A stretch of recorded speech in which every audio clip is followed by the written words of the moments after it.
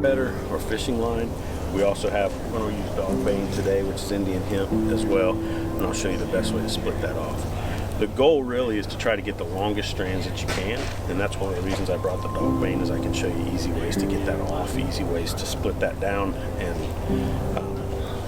what you end up with is you end up with really short pieces that make it hard to use.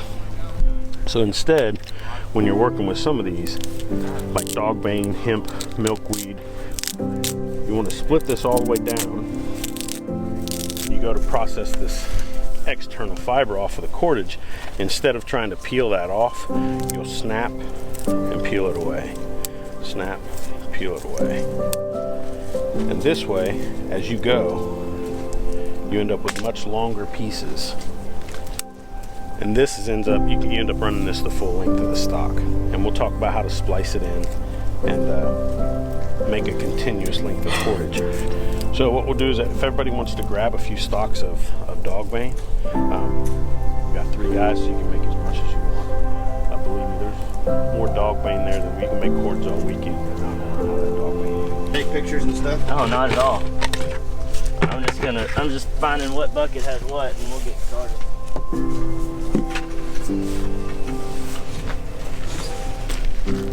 Yeah, you'll be able to get your hands dirty as much as you want to. Because I brought some, and we'll process it. I didn't bring a lot, but it'll give you the idea. But I've still boiled water in this one, even though I didn't have a good consistency and blew out sides. That happened during the firing process? Mm-hmm. Okay. Same with like... So you just don't know until you fire it? I mean, the better you get at getting that good consistency, then the less likely, I guess. So the first thing you have to do, obviously you got to process your clay. And there's 2 ways you can do it. There's dry processing and there's wet processing. Just to support my weight and stuff. The other thing is when we also look at it, if we're taking a whole sapling like this, the limbs and stuff that you want, it'd be real handy if these were also big enough for your seat and your crossbars and stuff. That way, again, we're making full use of our resources that we've got. And so when I look at this, there's all sorts of stuff that I can pull out of this for campcraft stuff.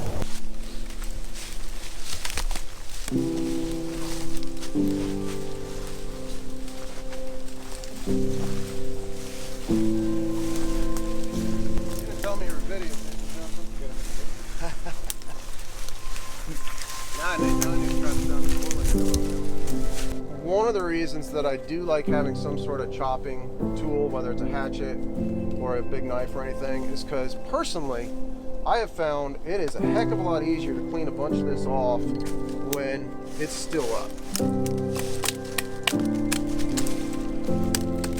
And just coming down through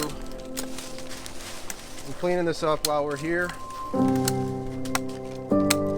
me is a heck of a lot more efficient than doing it otherwise. Place where you can lean back against the tree. So I can save myself a step by just building a bipod and then leaning it back against an existing tree, depending on your campsite. We'll take a look at that.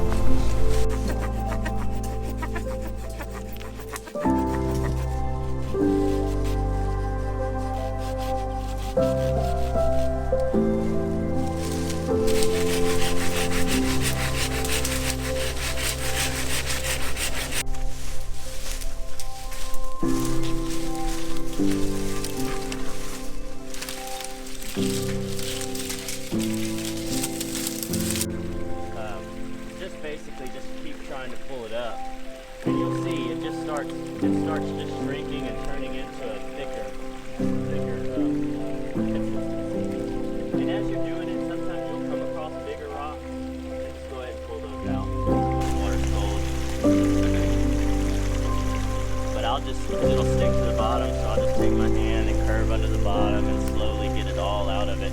And just sit there and squish it. And I usually make my kids do this part. Yeah. Well, so even like this piece, it feels pretty hard. I roll my right hand away and my left hand towards me to tighten it up. Because you're left-handed, you may have to come. The right hand towards me? Yeah. And that'll allow you to do that. Yeah. And you'll get, really, I can't emphasize has enough. Too much water is just bad. It's just gonna make everything take a lot longer, or it's gonna be really hard working with because it's gonna want to stick everywhere with you. It's gonna take a lot to try to beat that consistency of water in it. I really do like digging it out and not going through the process. So what I would say, if you found a good source, get you a small bucket like that one that we took down there, get you some and process that, but also play with it out of the bank that you're using. See, and so it just depends on how long you intend for it to be together. So let me just come around, temperature is nice and stacked. Sweet. I want it. Alright, so you hold the stick. Say come under.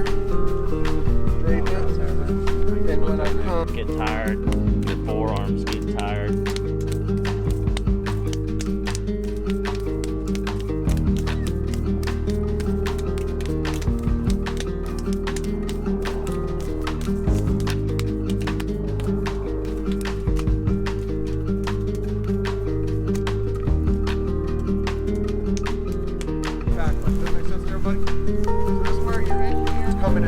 just understand, the more upright you get, the more front tippage you might get, and the more it leans back. Works, it's gonna be real helpful. That's what I was thinking. We've been doing the shove onto that to keep it from. Yeah, pull that stick up higher, and then you'll sit back.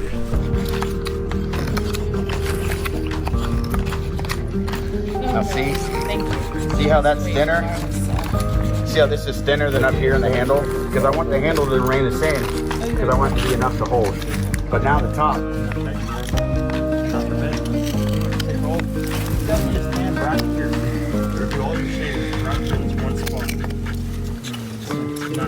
That's where we were peeing earlier. Yeah, exactly. I wasn't videotaping when you said. Stick that on there. It's like a more primitive molly pad.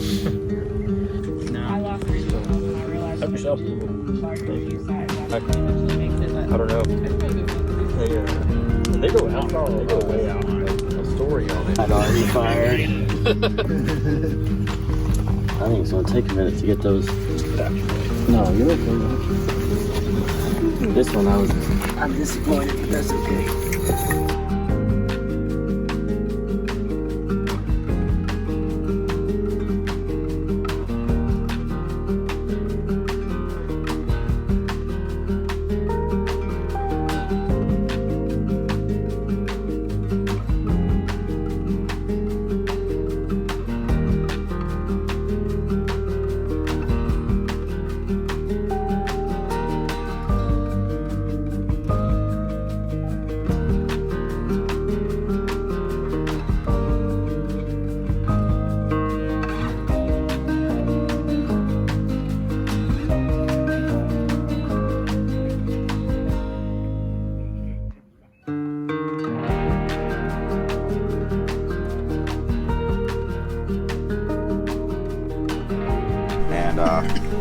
Super excited about next year, making it bigger and better. And even though they're not here, Nick already left.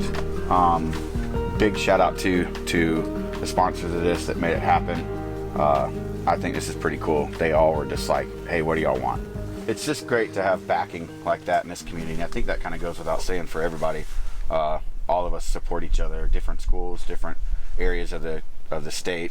So it's just really cool to see everybody come together and to do this.